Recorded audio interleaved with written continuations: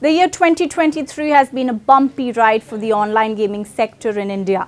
While it did justify its potential growth, the regulatory hurdles and the taxation stamp of the Indian government put gamers and entities on strict watch. According to a report published by Ernst Young recently, the gaming segment in India has seen remarkable growth with immense economic potential. In fact, India boasts a substantial gaming community comprising 42.5 crore, the second largest globally after China. From financial year 20 to financial year 2023, the online gaming segment in India experienced a notable CAGR of 28%, culminating in a market size of close to 16,000 crore in financial year 2023. Industry estimates suggest that it will reach close to about 33,000 in financial year 28, showing a 15% CAGR.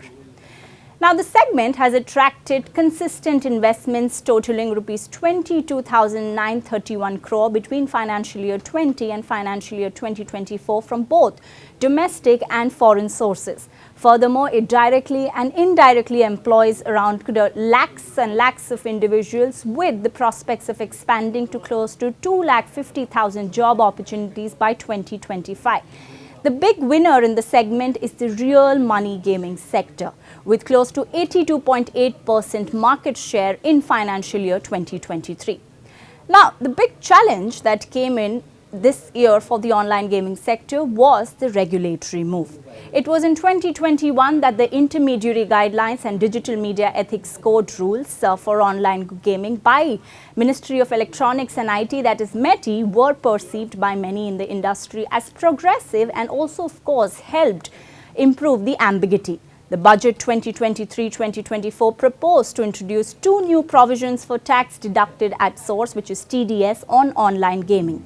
Almost close to levy of 30% came in on payment of net winnings in the financial year, and removal of the current rupees 10,000 cap in terms of the levy of TDS was taken away.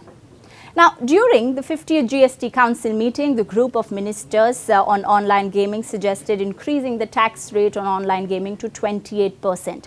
Further, due to lack of consensus on the valuation base, the final decision on this was left at the behest of the GST Council. Consequently, it was in the 51st GST Council decisions on implementation of increased rate and value along with proposed changes in GST law were finalized, where the tax would be changed and in fact charged on the entry level amount or the initial amount deposited. The view of the sector here was lopsided. A 28% tax, a 30% TDS would definitely harm the consumer interest and demand, with of course an increased tax burden. The GST collections, in fact, from RMG segment, which is the real money gaming segment, was close to rupees 1,700 crores in financial year 2023. The industry believes that with the new GST rate and valuation mechanism provided, the year-on-year GST collections will grow at a staggering rate of close to more than 100% CAGR from financial year 2023 in order to reach a cumulative of close to 75,000 crore over the next 5 years, from financial year 2024 to 2028. In fact, additionally, the industry estimates that the centre is poised to contribute close to 7,000 crores as direct tax revenues, which of course include the TDS and corporate tax to the exchequer during the upcoming time frame. Industry stakeholders suggest that GST amendment has impacted the unit economics of RMG companies, bringing down the profitability and of course impacting the investor sentiment. Well, what of course didn't skip this year was the crackdown by the tax authorities.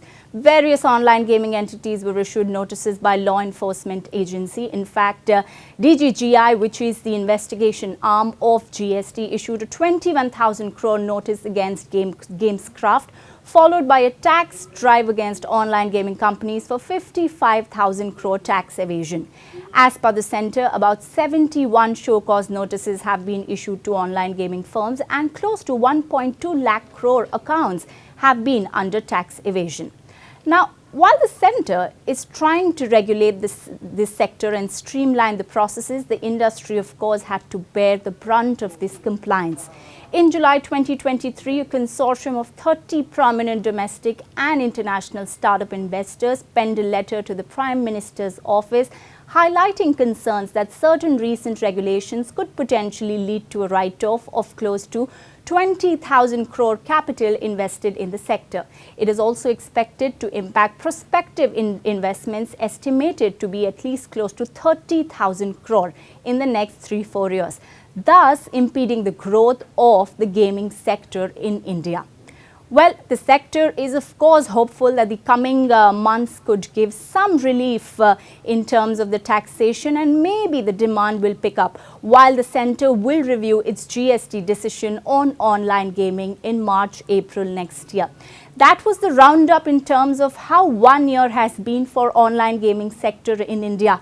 But what awaits is either increased tax burden or an increased demand that could actually cushion the industry and help its gamers.